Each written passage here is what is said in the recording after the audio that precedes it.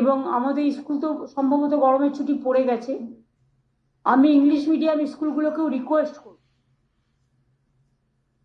এর জন্য আমরা লিখিত কোনো গাইডলাইন্স পাঠাচ্ছি না, এটা আমাদের আবেদন থাকবে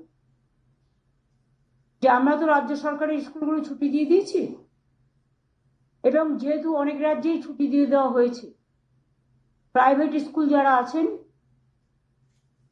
তারাও যদি দয়া করে অনুগ্রহ করে, কাল বাদে পরশুদিন তো রবীন্দ্র জয়ন্তী,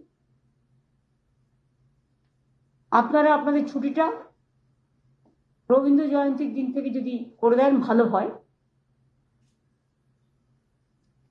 বাচ্চারা যত বাড়িতে থাকে ততই ভালো, বাড়িতে থেকে পড়াশোনা করুন। কিছু না, আপনাদের তো ছুটি হবে, হয়তো কেউ আর 10 দিন বাদে দেবেন, কেউ আর 7 দিন বাদে দেবেন, কেউ আর 5 দিন বাদে দেবেন, যেটা আমরা 7 দিন আগে দিয়ে দিয়েছি।